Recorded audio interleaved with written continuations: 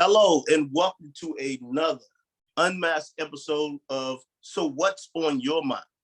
I'm your host, Lamar Barrett, and today we're reaching out to another individual to find out what is going on in their world from politics, life, education, sports, music, health, etc. Today's guest is a very good friend of mine, might as well be my brother, which we definitely call each other that. He's a 757 brethren, even though we were both reared in the 804. I mean, we made out, like it didn't become the 757 until we were, I know I was out of college. You were probably just getting out of high school. So, we're really 804 guys, but they just changed it to 757. But we actually made our home, both of us made our home here in the DMV. This is a friend that wears many hats, from educator to a coach. And when I say coach, he ain't just not a basketball coach. He coaches many sports. So he's touching, a lot of people. We'll make sure we say pause in that. But to agent, to scout, to music connoisseur, yes, he has versus battles. I don't think he lost one yet. So, and that's been, when they started battles, he started. So he's a connoisseur as well. He's known as the multitasking king. He also goes by tough. Many people don't even use that as much anymore. That's when he old school. Ox. Also, I just call him my friend. I mean, I want to welcome Torrence, Mr. Torrence Oxendine, Coach Oxendine, Coach Ox, Coach Tough, however you want to say it. Good afternoon, man. Welcome to the show. So what's on your mind? Well, first of all, I got to say thank you, brother, for always providing a platform just for just the common person such as myself, a layman, to just be able to express thoughts and feelings on different topics. I hope everyone is going back and watching different series and episodes of the Unmasked docuseries, where they get to explore the life of coaches behind the scenes, and also the women's segment that you did, which was amazing in its own right, with Carolyn Small, who's now at Johns Hopkins. I love it. You did forget one name though, and this was for Rasheen Davis, because when you're in the, whether you're on land or you're in the ocean and sea, whatever you want to call it, the most dangerous animal I feel is the hippo. So Rasheen Davis knows that all too well. I didn't forget that. I wanted you to bring that in. That was a shot at Rasheen Davis. Yes. Rasheen Davis, a magnificent college coach, one of the greatest people I know, basketball minds, musically, sometimes. But we have to forgive him for some of his musical selection, so it's okay. So when I'm thinking about what's on my mind right now, we've been discussing all morning about the Draymond Green Jordan Poole situation. So one of my esteemed colleagues and good friends, Ricky Goins, always messes with me about being old school OG. And so, when I'm thinking about it, it's a multifaceted thought process with that, because we always talk about how things were in the 90s and the old school way of thought. And so back then stuff didn't leak. And so I think that's the biggest thing that people have to realize, is that in today's culture, everything leaks, whether it's a disgruntled intern, whether it's personnel, somebody disgruntled under personnel, or somebody has done something, to somebody involved. It's a different culture. And so when you're looking at that, fights happen all the time in practices and games, back then. But today's basketball coach, you don't see that. That's why you have like the flagrant ones and the flagrant twos and things of that nature in the game. Try to eliminate the dirty play, things of that nature.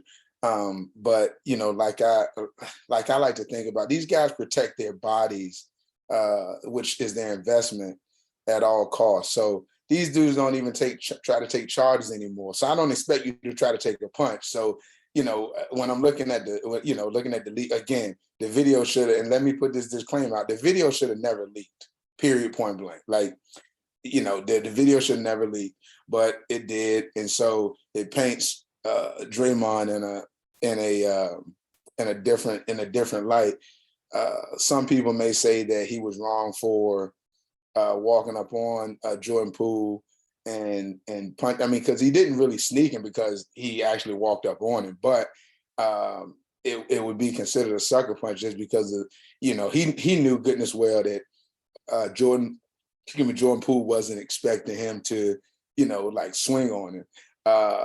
Because in today's basketball, like, the young people, sometimes they may mouth off and stuff, but they're not really into a fisticuffs altercation type thing. Like, that's not, I don't think that's what today's basketball players do. Like, basketball players today don't really, like, you're not expecting them to fight. Like, you might get some pushing and shoving, but that's about it. Because again, they're protecting their investment. Nobody's gonna mess up their hands, face, body in a fight and potentially lose millions of dollars. But again, like, we don't know all of the details. So until all of the details come out, like, people, the fun thing about debates is that everybody gets to pick a side. No matter whether you're right or wrong or indifferent, you get to pick a side. And so, I see it from both sides. I mean, that punch to me was more built up and personal, because that was he caught back from California. He connected in Florida. Like, he meant that. Like, it was, yeah, he meant that. Like 50 said in Power, if they said he did that, he did that. Like, that was a personal punch. Like, so, and I go back to the playoffs last year, and I look at, how some of the vets were looking at Jordan Poole. So, he may have said some things, in the past, and now he's anticipating on coming into a lot of money. So, I mean, he probably was feeling good about himself. He feeling it, he was feeling himself like us OGs say.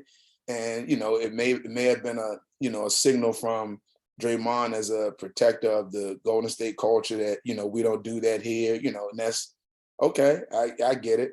But I also, I'm a proponent of I love a fair fight. And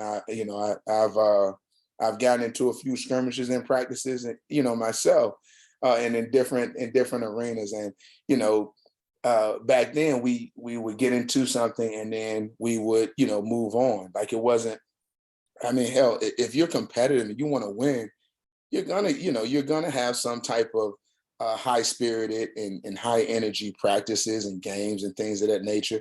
And in the moment, hey, you might lose a little bit of focus or control, and you get into an altercation. And back then coaches didn't really break it up. They just waited till you finished, and then you kept practicing. You move right on to the next segment of practice. And so, again, you don't know what was said beforehand or moving up to that. And I think that some of the vets had hinted at, he may have said something, beforehand.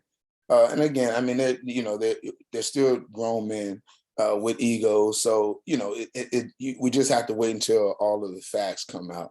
But that kind of plays into, it's a trickle down effect, because our young basketball players in this culture, they mimic a lot of what they see at the highest levels, even though they're not on that level yet. So, for instance, let's just go back to taking charges. Like, it's hard to get young kids to take a charge because they don't really see the guys in the NBA taking the charge. You see more charges taken at the collegiate level than you do at the NBA level. And so some of those guys, it kind of builds into that basketball culture of, well, I'm just going to do what's necessary offensively, but not so much defensively. And guys in this culture haven't realized that. So when you're looking at the league, it's 400, a little over 400 spots. Okay, well, that's 400 of the best guys in the world. at elite levels. And so, when you're talking to the high school guys, and of course in the DMV area, we have this D1 or bust mentality. So if you don't go D1, that means that you'll never ever get to play high level basketball. You'll never make any money playing basketball, which is totally the biggest farce I've heard from, ever. But I mean, it doesn't happen just in the DMV, but it's just, a generational thing with the younger generation. And so just trying to, get more people to take time to really learn the process, what the value of role players are in the culture of basketball today. Because on every team, it's only 2 or 3 dudes that are going to score a lot of the points. Everybody else is a role player, whether it's at the high school level, travel team, AAU level, collegiate level, the pros. I mean, it stays the same. You have 2 or 3 main guys, and then everybody's a role player. So you got to develop what your role is, and in the light of the recent events, some people's roles on teams are enforcers. Like some people are the sergeant at arms on their team. You literally have one guy that's, he may not be the best player, but he's a leader. He might be mentally tougher or physically tougher than other people.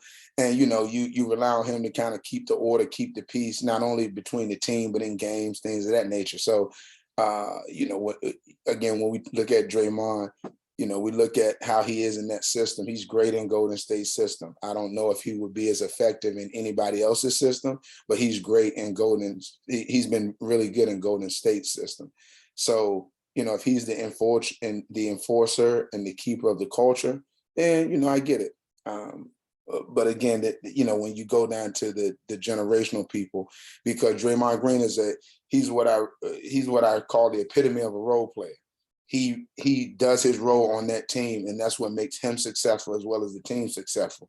So if you're gonna use Draymond Green as an example, I try not to look at the negative part of it. I would rather, look at the positive part, where is if you look at Draymond Green and you'd say, okay, he's the epitome of a role player. He's not trying to score 20. He's not trying to, take over the team. He's playing within his game. He does what he does best. And it worked for him. Too often, more than not, we don't have that with our youth basketball. Everybody feels like you have to score 15, 20 points in order to be seen, in order to be exposed, subject to exposure. And I think that's, it's a misconception. And so when we have our young people as coaches, I think we have to work together, not only with, so let's just look at the high school, AAU, the surrounding people. Everybody needs to be on the same page to try to educate as many young people, not just your young person or the coach. If you're, so I coach high school ball. I don't just talk to my team. I talk to other teams, other people in the area. As a scout, it's a scout's job to pick out and seek out talent and then pass that information along to college and professional organizations who can benefit from the talents of that young person. So again, it's got to be more efficient and effective from the community. And it can't just be on 1 or 2 entities. It's got to be, I feel like a collaborative effort, but we all know that. And so, hopefully we can kind of get a better picture for our young people to learn that you don't have to be a superstar to be effective and to be successful, especially knowing that everybody has a role to play. That's not only in sports, but that's in life, because a lot of our young people put all of their eggs in one basket, and then when they get to life after sports, it kind of hits them a little bit hard. And so when you discuss life after sports, and everybody's not going to make it to play in college. Everybody's not going to be fortunate enough to play in the pros at any level. So whether it's FIBA or in the NBA, WNBA, or just even semi-pro, it's not that's not a privilege. Excuse me, it's not a right, it's a privilege. And so from a scout, from, just looking from a scouting perspective, just trying to help as many people realize that it's more likely than not that you will not make it to a higher level. So you have to prepare yourself. And sometimes our young people have difficulty dealing with that. And that's where it's so important to teach emotional learning, dealing with mental health and wellness, taking care of just people's psyches when it comes to life after sports, because all of us who were fortunate enough to play, you've been fortunate enough to play. I've been fortunate enough to play at higher levels. And, once that ball stops, it's kind of tough on you, and it can take a toll on you. And so being equipped and prepared, or we'll say more prepared, because I don't think you can ever be prepared when it actually does end, but being more prepared so that you can better handle the different situations and scenarios that transpire from that, I think is so important. And I want to be one of the ones who actually help to get and reach out to different people with their life after sports. So if they need assistance, they need someone to talk to, they need, suggestions, I want to be one of those resources to make sure that they have those. So I probably spoke too much, but that's what's been on my mind today. When I woke up thinking about the Draymond Green situation. Oh, and I forgot, I've been drinking. So if you saw me drinking this lovely B alkaline water, shouts out to Britt with B alkaline. It was did I say okay? Just wanted to make sure everybody can get a picture of the lovely bottle.